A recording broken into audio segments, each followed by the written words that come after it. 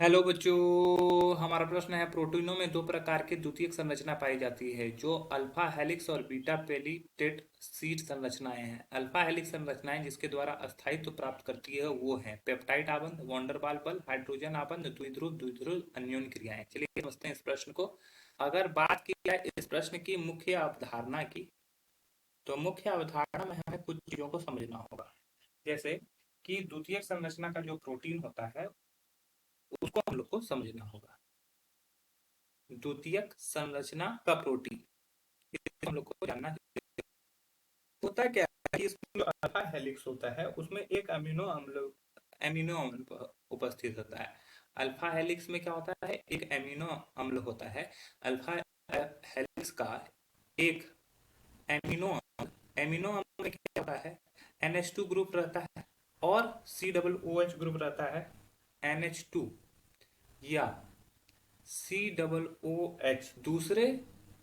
Amino अम्ल दूसरे amino अम्ल के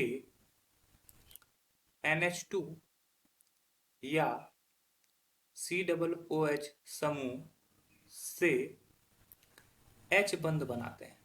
क्या बनाते हैं? H बंध बनाते हैं।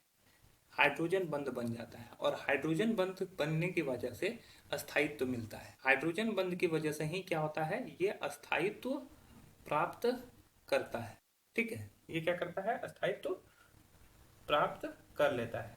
ठीक है, जैसे हम लोग को पता है कि हाइड्रोजन बंध जो बनता है वो किसके, एच बंध जो बनता है वो सबसे मोस्ट प्रोबेबली किससे बन सकता है, FON से। यहाँ पे F क्या है, fluorine, O oxygen, N nitrogen. तो यहाँ पर क्या होता है, एमिनो अम्ल में क्या होता है कि N ग्रुप भी प्रेजेंट रहता है और O ग्रुप भी प्रेजेंट रहता है।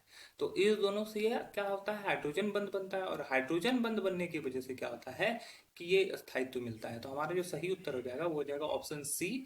अन्य ऑप्शन गलत हो जाएंगे। आशा है यह प्रश्न आपको समझ में आया होगा। धन्यवाद।